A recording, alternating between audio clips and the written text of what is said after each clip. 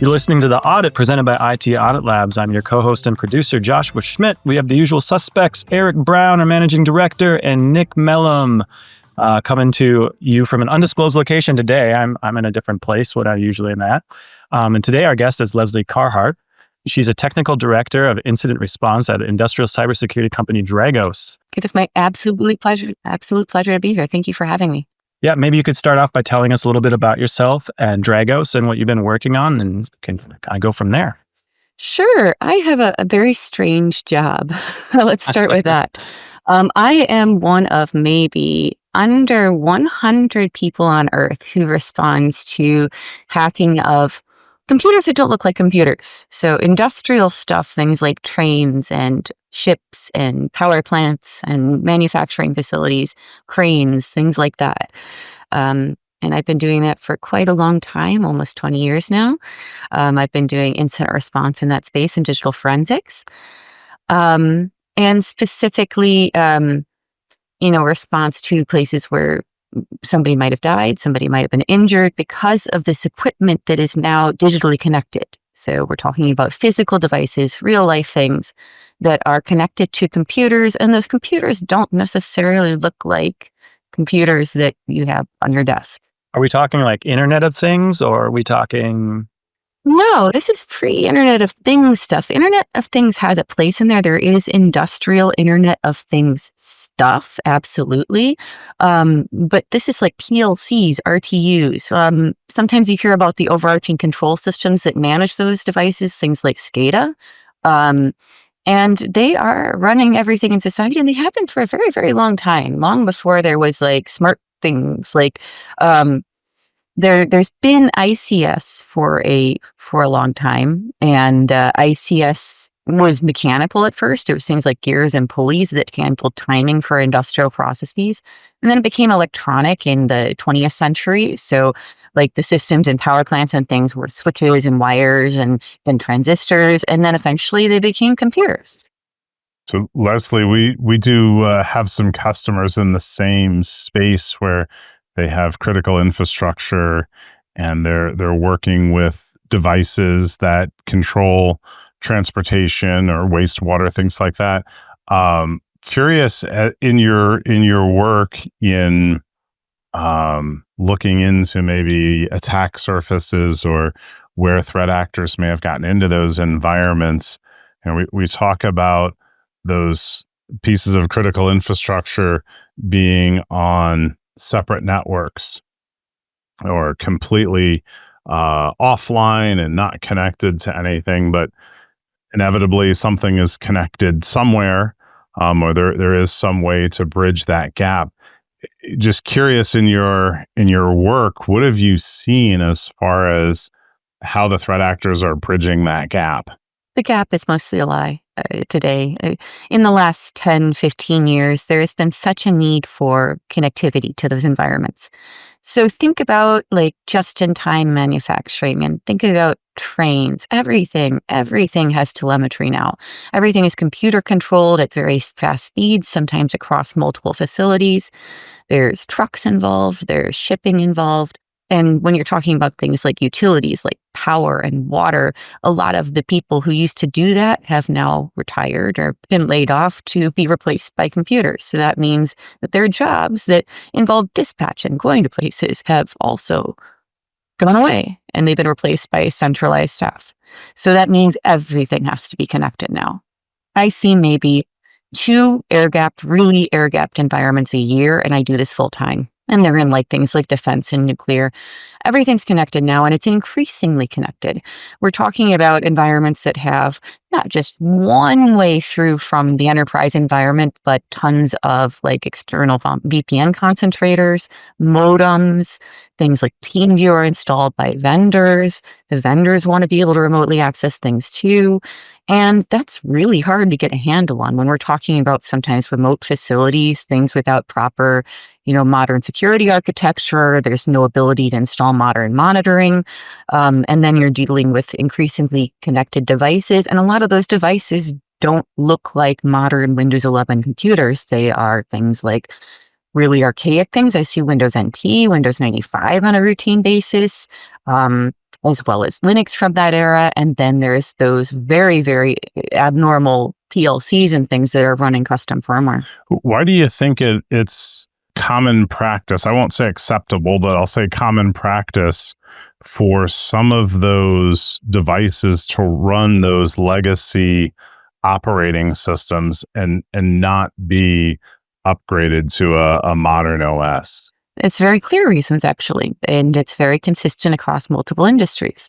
When you go out and you go to a vendor and say, I would like to buy a crane or a power plant, what you get is a ton of different devices, a system of systems that works together. So you get the crane, and then you get the crane's motor and control systems, and that includes things like PLCs, but then the crane also has to have computers that display its status and can control it, and some of those are remote, and then there's the network infrastructure that connects to those devices, and maybe the servers that update those systems and do things like domain services for them, so you get a whole network with your crane.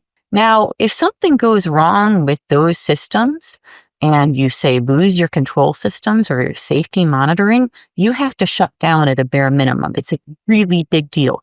At a worst case scenario, you're getting people injured or dead. So the systems of systems, as I call them in that process, are tested for like a year by the vendor in safe environments before they're put anywhere. They're duplicates of one another. They are structured and engineered to be super low latency and function in a very, very specific safe way. So if you want to upgrade those systems, you don't just swap out one of the Windows computers. That is something that is tested, vetted, warranted by the vendor. And when you want to bring down, let's say, your power plant to do that, that's like, you have to switch down power generation to another facility for a period of time, and you have to shut down your power plant, and you do that maybe once a year. So you have that consideration of not wanting to make the system have greater latency or instability or function in an unexpected way. And you rarely have outages where you can even do that maintenance. So these systems are expected to function much longer than the computer on your desk will. They are expected to have like 10-year, even more life cycles for the Windows computers included with them because they were tested for 2 or 3 years before they even got sold. Well, it's like I'm really curious to hear about some of the memorable cases maybe that you've worked on. Well, I'm an incident responder and I do consulting incident response. And so I'm under very, very strict NDAs. I won't tell you generalities. Yeah. I can't tell you about specific cases. Like in terms of generalities, I can kind of divide my cases into 3 categories.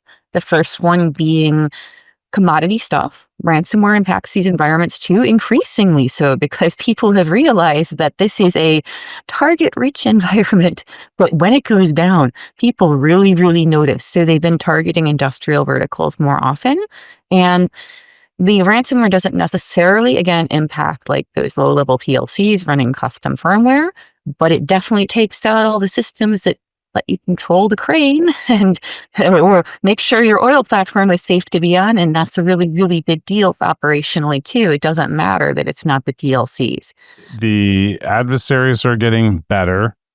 The systems are getting more connected, but we're still in that legacy mindset of the old operating system, and it's complicated to update because of so much testing that has to go into it because of the life safety aspects. And it's likely not going to get any better from the adversary's standpoint as things become more connected. Do you see a solution on the horizon that would maybe reduce the testing time or force the manufacturers to not be able to run on legacy software? Like, what are your thoughts there? Because otherwise it's just going to get out of hand if it's not already. There's a lot of different elements to that question. So the first one is legislation. legislation is going into place in these environments, especially things that we would consider critical to our society globally. So not just in the United States, in Canada, in Australia, in Europe, in the UK, things like that. There's been a push towards saying, well, you do have to have an incident response plan, and you do have to have some basic cybersecurity controls. You do have to have some kind of detection appliances and some types of segmentation and some plan for updating systems that you can update. It's hard. It's a balancing act. And organizations, they watch the news too. They know that there are threats out there. They know that there are increasing cyber attacks that have made a dent in these organizations, and they don't want that to happen from a risk perspective. They're concerned about the same things they've always been concerned about: the process going down, people dying, their business not functioning like they expect, being able to produce things like they expect. So cybersecurity is just one element of that, and they realize that, but they are balancing that out with other risk and also the practicality of being able to do things that impact their process, like update systems, install monitoring, things like that, and the expense of that. So what you've got to do, you've got to shift your thinking here. As cybersecurity people, we're just concerned about like hackery stuff. Like, is the domain controller compromised? Is there an infection? Is there an intruder on the network? In these cases, your priority is life, safety, and process. You can have a network that is infected on every computer with 5 pieces of malware, and if it's not impacting the process, it would be more impactful, worse for the process for you to shut it down to fix things. So as we're thinking about our infrastructure and vulnerabilities, I was wondering if maybe Leslie and you, Eric, could shed some light on this question I have about like how vulnerable are our public infrastructures, or just infrastructure in general, really. Like most people like me don't think about it every day. Obviously, we just kind of count on the power going on, the water working. How often are we seeing threat actors attacking these attack surfaces, and what's your take on that? It's increasing. All those 3 types of cases that I talked about, the insiders and the commodity actors and the state actors have all realized that this is a really good target for their various purposes, because the cases make the news. They're very noticeable when an industrial product process is impacted by some type of cyber thing, and that's a huge noteworthy thing. We've seen it used as a tool of war in Ukraine multiple times, and we've seen it impact operations of major worldwide manufacturers. And so for all those purposes, whether it's money making, sabotage, espionage, or just getting back at an employer pissed off at, they're all viable cases, and so people are doing it more. And in a lot of ways, for like the sabotage and espionage and even making money, like it's a more efficient way to do that. And these are not usually like bored teenagers. Like to have the capability to conduct these types of attacks and the knowledge you need to do it, not as a hard role.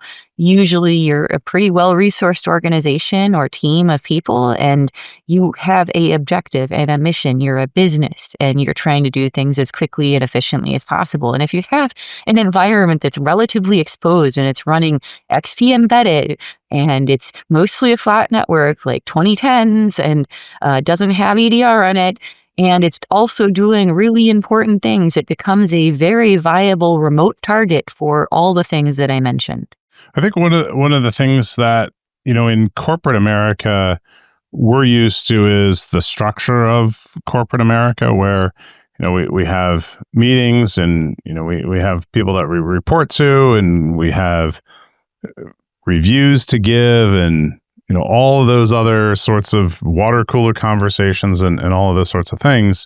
And the amount of time that we're dedicated to either threat hunting or looking in the environment for things that we might want to improve, or, what have you, is kind of all part of our job in information security. When we have those pointed threat actors, while they do have they're very disciplined, and certainly if they're nation state well funded, then they're not going to have the same constraints that we have, where oh, I want to reboot this system, I got to go to CAB, got to get it approved, got to wait 2 weeks, all of the sort of nonsense that we deal with in corporate America. Just think about operating if you didn't have any of that. You didn't have to attend any meetings that wasted your time. You could just sit and focus on one objective, how efficient you would be. So then you take the side where we work 8 hours a day, 9 hours a day, roughly, and we have all of that nonsense that we have to deal with. And then you have the adversary that doesn't have a lot of the nonsense and isn't constrained to 8 hours a day. And you could just see it's grossly unmatched. And it's really hard for corporate America to kind of wrap the mind around, there's this adversary that we can't see. We don't know who they are. We don't know how they act. They're going after us. And sure, we can see the IOCs come through on the tools, but we don't really know what that means. And there's very few people in the organization that actually know what it means. And those people are trying to defend the organization as well as do all of the other corporate stuff. It gets really hard. And then you could compound that with, if they really are going after that organization and through social media, they could identify a person that they directly want to target, either through cyber attack or a bag of money. Getting an insider to help, or either knowingly or unknowingly attack that organization is really difficult. So I think to answer your question, Josh, it's really difficult on the corporate side when you have a motivated adversary. And then you add in the fact that these threat actor organizations have like HR departments now and all these resources, unlimited funding, basically, we're way behind the 8 ball on that. So Leslie, is that kind of where you're the tip of the spear, and is that what you do at Dragos? Is that kind of your role to kind of head up these campaigns and be a little more proactive, so you're not stuck in a boardroom meeting and you're like actively hunting these kind of threat actors down, or is it more of a response type of a stance? I personally, not Dragos as the organization, but I personally am much more on the reactive side of things. Catastrophic things have happened. If you see me, I joke to my SANS class students, like, I understand if you never want to see me again, because it's very nice to get to know people in the community. But if I'm there, it's been a very, very, very bad day. I do some like tabletop exercises and incident response planning services, and I of course teach. But my work is very reactive. We have people who do proactive services like OT or operational technology, process specific pen testing, architecture assessments, planning, audits, things like that. And that's very specific to their nuances in these industrial environments. And yeah, I mean, these are challenging environments to secure for a lot of reasons. All the reasons I talked about, the things you can't touch, the things you can't alter. You have to get much more creative in doing the proactive security in these environments. Again, you cannot come in and just like update everything. And just to give you a sample, and I'm not trying to pitch something, but it's a good way to understand these types of environments, because if you're coming into them as a cybersecurity person and you're responsible for one, there's a white paper that came out through SANS a number of years ago called the 5 Critical Controls for Industrial Cybersecurity. And to understand the level that most organizations are in here, it breaks down for like leaders in that space, like 5 things you should start doing in these environments. And they are defensible architecture, like not having a flat network and having some segmentation, and then having some kind of incident response plan for these environments, having some control over your remote access and knowing what it's doing and where it's going, having some network monitoring, like something like at least like passive network span port based monitoring, And finally, having some knowledge of what you can and can't update from a vulnerability management perspective. So they produced a whole white paper, and it's like pivotal in the industry right now. And it's like, this is where people are at. It's not like, oh, we're going to do AI, ML, next gen, like whatever. It's like, hey, maybe we should start segmenting these environments. That'd be real good because adversaries are very aware of them now. But that's like, we're meeting people where they're at. Like, they don't even have network maps or asset inventories in a lot of these environments. So you're not going to tell them to do whiz-bang 2025 security measures. You're going to tell them to do foundations and fundamentals. And yeah, that makes the job challenging for the proactive people. You have to get real creative, and you have to think about a lot of the devices and protocols in these environments staying inherently vulnerable. There is no way they're ever going to not be vulnerable. Industrial protocols aren't encrypted. They on design because, again, if you hit the big red button on the wall to stop the process if somebody's arm is getting chopped off, you don't need like extra protocol latency in that or like a potential point of encryption failure. Like, the button needs to work. So yeah, you don't add a lot of security controls to a lot of the lower level devices, so they have to be vulnerable. So that means you have to think about creative solutions to keep those bastions very monitored and very secure. That's really cool. We also, talked a little bit when we were getting to know each other about the AI panic versus the reality and how this kind of dovetails into the new threat surfaces that are appearing. And everyone's either terrified of AI or is thinking it's magic at the current state of things. It seems like. Do you actually use it in your work, or how are you seeing that manifest in your day-to-day job? I'm more on the AI skeptic side of things. I'll tell you why. I worked on AI in the 90s. I've been working with AI for a very long time, and I understand very, very well how it works. And it's, of course, frustrating to a person who spends a lot of time understanding how the world works and how things impact our society to run into a technology that people grossly misunderstand in very dangerous ways. In terms of using AI for my work, we've been using machine learning and detection and forensic analysis for ages. For well over a decade, we've been using it to analyze logs. What things like LLMs are good at is looking at big data sets and pulling out means and averages, getting answers to the most consistent common answers to questions. And of course, that's something we do in cybersecurity, looking at massive forensic data sets and logs over years, things like that. And we've been using machine learning for those purposes for a long time, and it's gotten better at what it does. And it eliminates some tasks that you used to have to be done manually by analysts. And that's great. If you understand what it does and doesn't do, and what it's doing is taking big data sets and finding the most common thing. And from a misunderstanding perspective, a lot of people think it's conscious. A lot of people think it thinks. A lot of people think that it's creative, and it's none of those things. It takes a big set of data and it pulls out the most common answer. It is a screwdriver. You use it for the purpose it's good for, and if you're using it for other things, you're probably going to jam a screwdriver into a light socket. But anyway, in terms of what else I see it doing in my job, I see it doing a lot of nefarious, horrible things in the space that I'm in, because adversaries know what it does. They know that it's good at taking a big set of data and finding the most common answer. And what are some common answers that somebody might want to look for when they're doing like sabotage to industrial facilities? Well, if you were I'm going to use the term take a drink, APT. If you were an APT like 10 years ago and you wanted to, like, say, poison the water. So you wanted to break into a power plant into a water treatment plant, and you wanted to increase chemical levels or decrease chemical levels, alter them so that you could kill somebody. You'd have to go out and find a chemical engineer. You'd have to blackmail one, extort one, something like that, or you'd have to do a great deal of research as a team. But usually it involved finding some way to get subject matter expertise and maybe a lab to test your theories.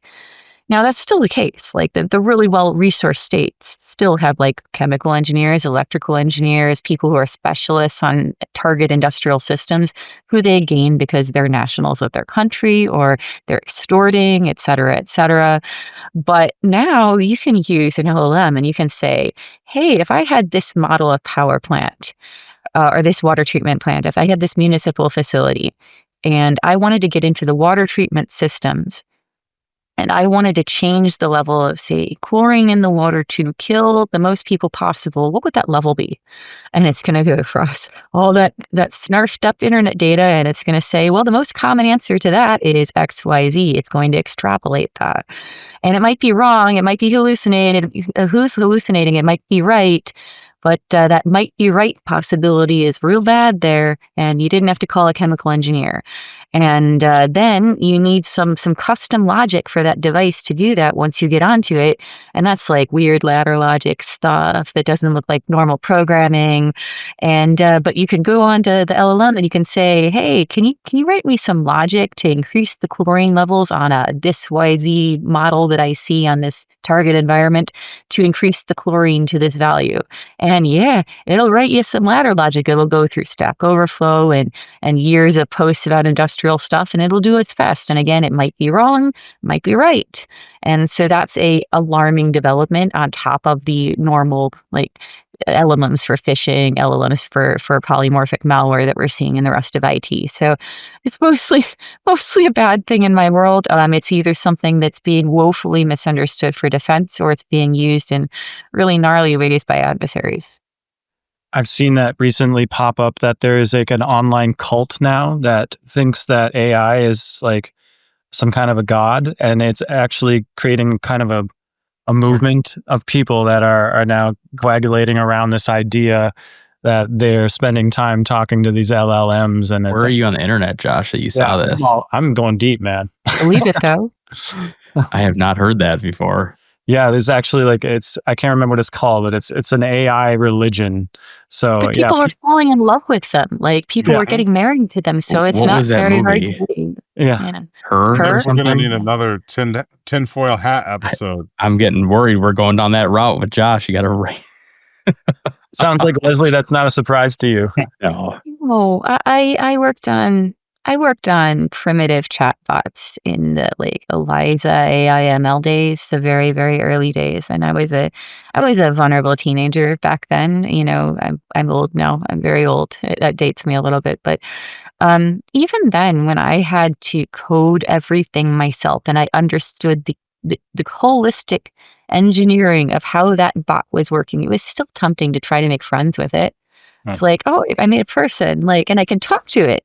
And emotionally, that's very, very tempting to get emotionally attached to as a human being. And I cannot even imagine being a vulnerable teenager today and working with LLMs that can appear very human through emulation. The Turing test was such a bad idea because the smart people who thought, created the concept, the common understanding of the Turing test, never anticipated people being happy with emulation as opposed to consciousness. The Turing test is supposed to test for consciousness, but what it effectively also mistakes for consciousness is just very, very good emulation of being a human being, which you get from exactly what it's described, taking a large data set of what every human being has responded to every question with and giving the most common answer, the most typical answer. Eric, have you seen this AI stuff pop up in your like defense posture? Have you seen like any kind of unique attack that's come through? I mean, we just saw that one in St. Paul. I'm not sure what the update is on that. But I'm curious to know like what your experience has been in the last couple of years on that. We saw a neat one, or we were talking about a neat one last week where it was a side channel attack through a vendor that was using AI to write prompts on the end user's device to gather information and then encrypt it and send it back. So that one was pretty interesting, but the compare and contrast to me is just really stark and drastic. Where earlier today I was in a meeting on the local government side with a local entity, and the discussion for a half hour was around how do we govern a trial of AI. So there's such a reluctance to even leverage the basics that are already around us.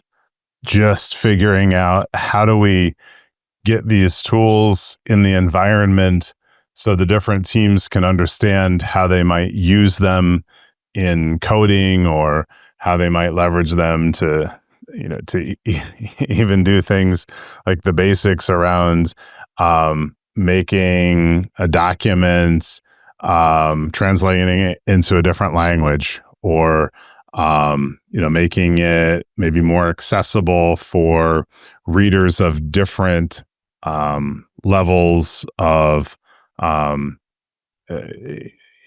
language ability, right? So just some of the really basic things of AI, not even able to have those conversations because they're hung up about how do we bring in AI into the organization in a way where it's not going to exfiltrate data, or the data is not going to train the model, or all of those questions that were answered a while ago are still being discussed. And it would be okay if this was the first meeting that I sat in, but this is probably the 20th where it's the same topic. So, here we have the threat actors that, are well versed in LLMs and machine learning, and they have people that are really diving in on the forefront, bleeding edge. And then on the side where we're being attacked, we can't even figure out how to leverage it in the environment at the very basic level because we're too worried about what the possibility of what it could do. And every day that we don't bring it in, we're falling farther and further behind as far as attracting talent and letting people really learn and develop a skill set around the tool. So then they have to do it on their home machines because people, they want to learn and they want to get better. So now they're doing it on their home machines and likely taking data sets with them that they shouldn't be taking with them. So it's like, it gets frustrating sometimes around where we are, where we want to go, and how we get there. Well, thank you so much for taking the time. And I know it's early in the morning, so thanks for getting up out of bed and joining us here on the audit. We really appreciate having you on and spending some time chatting about this stuff with us. So you've been listening to The Audit presented by IT Audit Labs. My name is Joshua Schmidt, and you've been joined by Leslie Carhartt. And we also have our managing director, Eric Brown, and Nick Mellum here from IT Audit Labs. Please like, share, and subscribe, and check us in the next one. You have been listening to The Audit, presented by IT Audit Labs. We are experts at assessing risk and compliance while providing administrative and technical controls to improve our clients' data security. Our threat assessments find the soft spots before the bad guys do, identifying likelihood and impact, while our security control assessments rank the level of maturity relative to the size of your organization. Thanks to our devoted listeners and followers, as well as our producer, Joshua J. Schmidt, and our audio-video editor, Cameron Hill. You can stay up to date on the latest cybersecurity topics by giving us a like and a follow on our socials and subscribing to this podcast on Apple, Spotify, or wherever you source your security content.